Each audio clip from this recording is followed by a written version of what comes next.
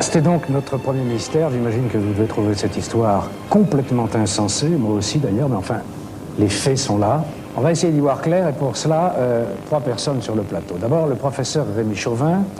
Le professeur Rémi Chauvin est un biologiste bien connu du grand public, mais ce que le grand public sait peut-être moins, c'est qu'il s'intéresse également aux phénomènes paranormaux et à ce que l'on appelle la parapsychologie depuis bien longtemps d'ailleurs, peut-être un petit peu en cachette quand il était en exercice, mais maintenant qu'il est à la retraite, il se permet de l'affirmer haut et fort.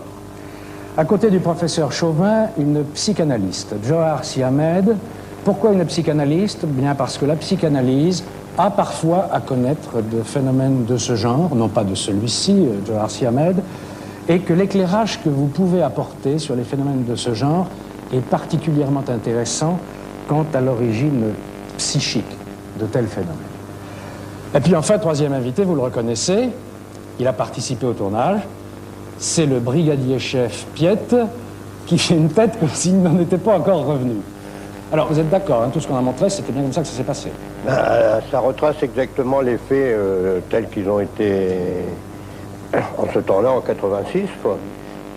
Mot pour mot, authentique, c'est exactement ce qui s'est passé. Mais dites-moi, dans la cave, vous avez eu peur? Peur, non. Enfin, si, ça m'a fait une sensation quand même. Parce que quand je me suis retourné pour voir s'il y avait quelqu'un derrière moi, je pensais trouver quand même une personne qui m'appelait.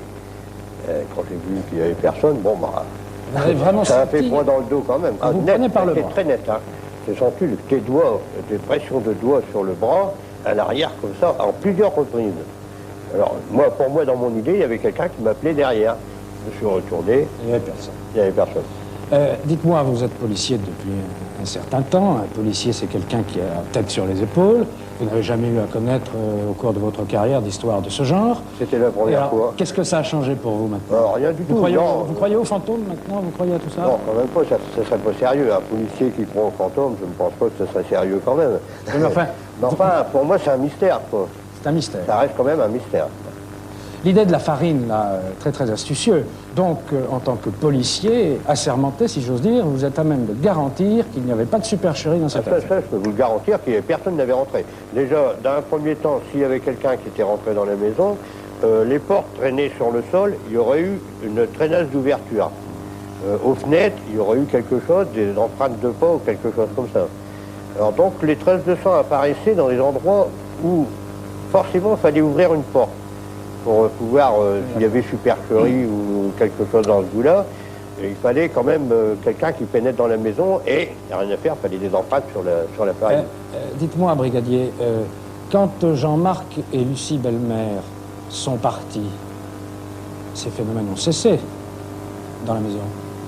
Ben, la maison a resté fermée après par la suite du fait que le propriétaire de la maison n'a plus voulu qu'on ait accès à sa propriété pour continuer l'enquête. Et maintenant, il y a quelqu'un qui y habite?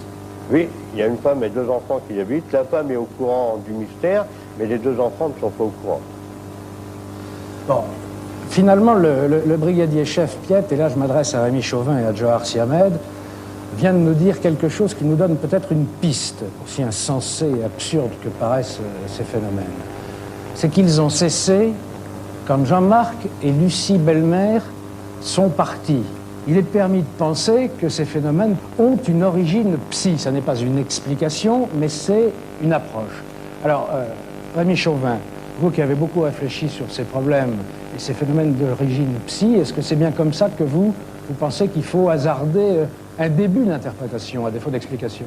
Tout ce que je peux dire, c'est que ces phénomènes sont extrêmement communs.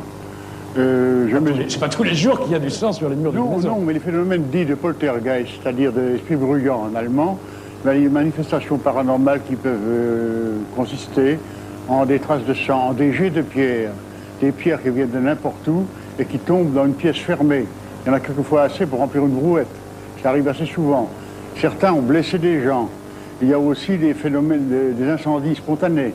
Et je ne sais combien de choses, il est impossible de classer les poltergeists tellement il y en a. Sauf que c'est un caractère tout à fait net. C'est totalement absurde. C'est totalement absurde. Alors quelquefois, on trouve un vieux cadavre qui, soi-disant, demandait les prières pour le salut de son âme, ou bien on attribue ça au diable, on attribuait au diable, Et il y a une autre explication plus singulière et qui n'est peut-être pas tellement rassurante. Cela vient des gens eux-mêmes. Quelquefois, dans certaines maisons hantées, il n'y a personne, d'accord.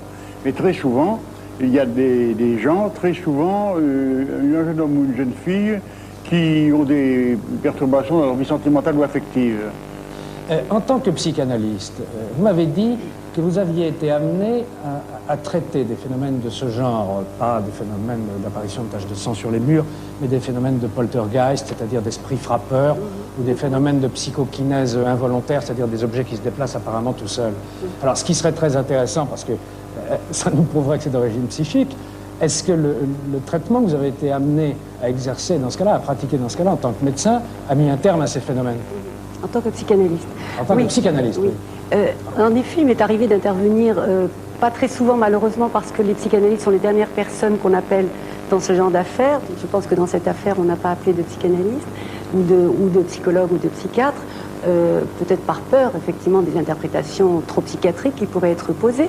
Mais il m'est arrivé d'intervenir assez souvent dans des familles se disant le siège de phénomènes paranormaux. Donc, en dehors des familles dans lesquelles il est évident qu'il s'agit d'un délire commun, d'un délire ou d'une hallucination collective, il m'est arrivé d'intervenir dans des familles où réellement il y avait des bruits, il y avait des déplacements d'objets, et à l'inverse de M. Rémi Chauvin, je ne dirais pas que c'est absurde, justement tout cela a un sens.